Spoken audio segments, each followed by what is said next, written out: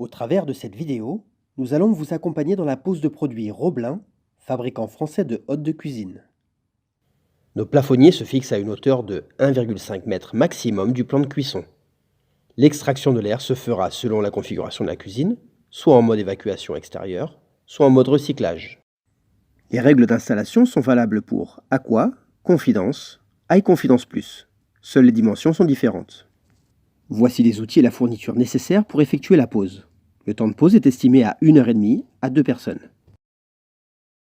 Après avoir découpé selon les dimensions d'encastrement, adaptez l'épaisseur de votre faux plafond en sachant que les pinces ont un serrage compris entre 45 et 55 mm.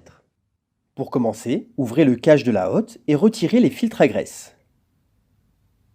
Ensuite, retirez à l'intérieur de la hotte les 4 boulons qui maintiennent le moteur à la hotte à l'aide d'une douille ou d'une clé de 8 mm.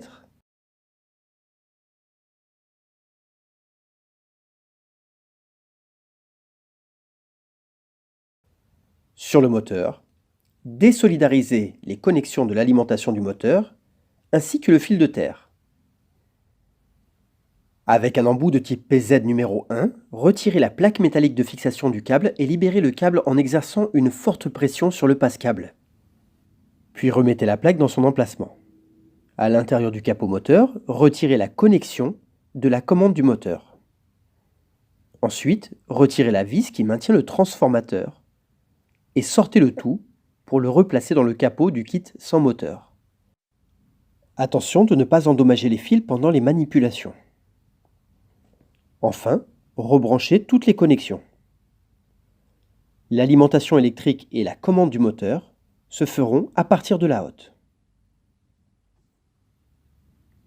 Il faut maintenant assembler les éléments du moteur. Si la gaine qui relie la hotte au moteur est rigide, utilisez la collerette rectangulaire.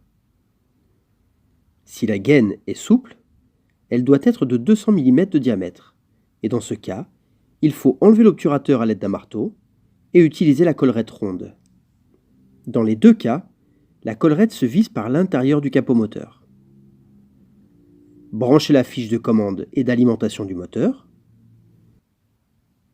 Enfin, vissez les deux supports fournis au moteur et fixez le moteur dans la position souhaitée. Placez et fixez avec du ruban adhésif le clapet anti-retour. Attention, le clapet a un sens. Il faut toujours le positionner à la perpendiculaire du sol afin qu'il ne s'ouvre pas par gravitation à l'arrêt du moteur.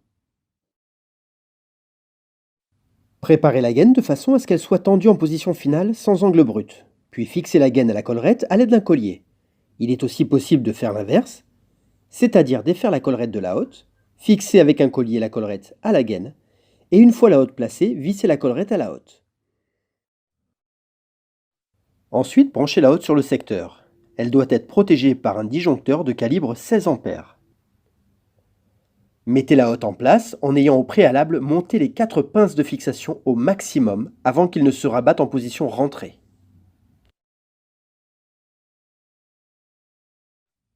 Vous pouvez maintenant fixer la hotte en serrant les 4 pinces de fixation à l'aide d'un tournevis de type PZ numéro 2. N'utilisez pas la visseuse, sous peine d'endommager les pinces.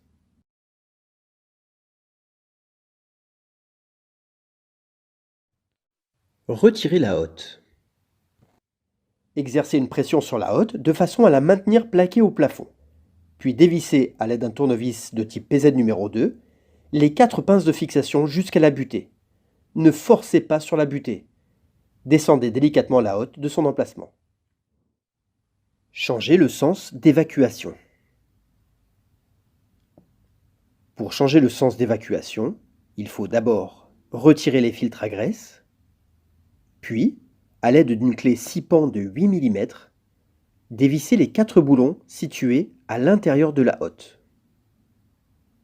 Ensuite, tournez manuellement le capot selon le sens d'évacuation souhaité, en prenant garde de ne pas endommager les câbles électriques. Enfin, revissez les boulons.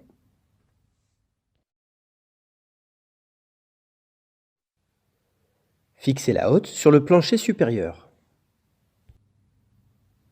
Pour la fixation directe sur le plancher supérieur, il est recommandé d'utiliser des tiges filetées de 8 mm, des rondelles et des écrous freins.